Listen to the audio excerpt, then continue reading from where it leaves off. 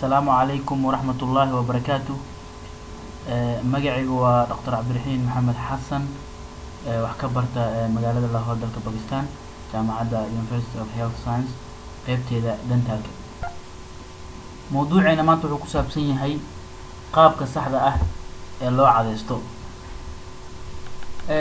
انت أنا موضوع بلابين ما انتو عن كهذا دونا قابك الصحة اللي عادستو دونا. waxyaabaha kale oo hadda doona waxa ku jiri doona haddaan cadeysan maxaa dhici doona haddaad si qalad u cadeysatid maxaa dhacaya iyo goormaad cadeysanaysaa meeqa waqti aad cadeysanaysaa iyo waxyaabo badan waxaan inta si doona fiidiyoyo picture insha Allah taala wax walbana waxaan ku sharxi doonaa insha Allah taala luqadda Soomaaliga waxaan insha Allah taala huba inaad fahmi doontaan and I will try my best. maxaa dhacaya haddaadan cadeysan qofku cadayga ka taga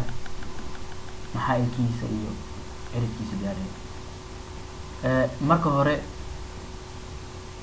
qofka suus ayaa ku dhacaya teeda labaad ciridka ayaa dhiigaya qofka maalmo ka bacdi markuu cadayga isticmaalo mise sometimes cuntada hataa markuu cunayo tan saddexaad iliga dhan oo aad weyso maxaa yeelay processyo badan oo koos gareynayo macnaha iliga inuu dhammaantiisba iska baxo mise dhaco tan afraad oo ah afkoo ura carabta afkoo ka tagta qofkii aan dadka dhex geli karin tan shanaad oo ah carabka oo cadaan fuula carabka qof wax walba la dhaqan macnaha oo isbedela marka carabka haddii macnaha la safeynin oo kale cadaan ayaa fuulaya hadda sawirkan oo kale waa sawir tusaale u ah qofka cadayga ka taga macnaha ilkiisii iyo waxyaabo badan iska bedela ciridkiisii oo kalarkii macnaha ka taga kalarkii macnaha oo ilkahoo macnaha luma iyo waxyaabo kale marka qofka meeqa mar ayaa laga rabaa inuu cadeysto maalintii waxaa muhiim ah inaad cadeysatid 3 mar maalintii saddexdaas mar oo labada mar ee macnaha ugu muhiimsan ay tahay quraacda ka bacdi iyo intaadan seexan ka hor laakiin si markaas soo kacdidna inaad cadeysto waa fiican tahay si afkaaga oo u carfo marka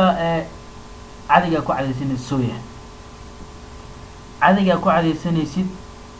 waa inuu ahaadaa medium size first of all macnaha medium size ma ahaada waaye waana inuusan adkaanin maxaa yeelay cadiga hadduu brushkiisa adag yahay ciridkaaga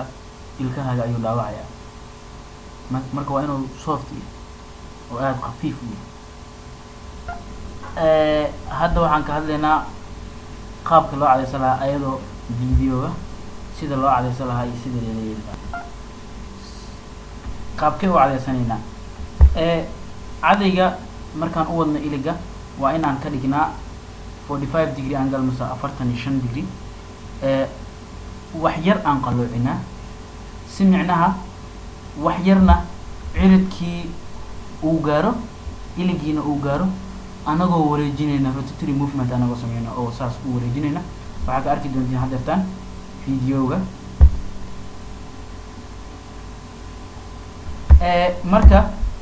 markaan cadayga aan wareejinayno qaloocan sameynayno 45 degree angle meeshaan ugu jeedaa 45 degree angle laakiin haddaan straight ka dhigno aan toosino waa qalad saad meeshaan uga jeediin marka waan wareejinaynaa tartiib qaybtan hore saan markaan u wareejino waxaan sameynaynaa qayb walba oo kamid ah iliga waa inaan si gaara u dhaqnaa qaybta hore kadib qaybta dambe kadib qaybta gadaale dhinacyadeeda kala duwan dhinac walba 2 minutes inaad macnaha overall si fiican 2 daqiiqo aad u fiirisaa waaye waa inaadan waana inaad ogaataa meelahu ku badan yahay wasaqda meeshaasoo la rabo inaa si fiican u dhaqdo hadda qaybta gadaalo waaye waa toosinaysaa tartiib markaad dhaqayso ma la rabo inaad isticmaasho awood maxaa yeelay haddaa awood isticmaasho waxaa dhacaya inay iligii micnaha wax soo gaaro mise ciribkii wax soo gaaro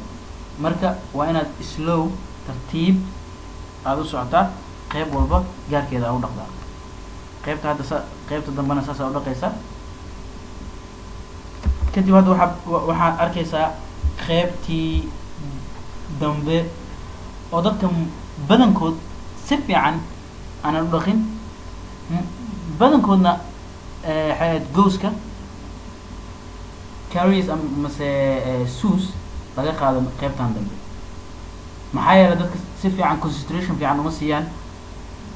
tartiib ayay u marmariyaan waa ka tagaan laakiin saas ma la rabo waa inaad la socotaa waxaad sameynayso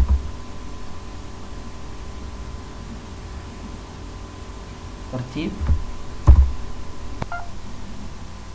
intaas waxaa noogu eg cashirkeenii qaabka loo cadaysto waxaan filayaa soomaalida inay ka faa'iidaysatay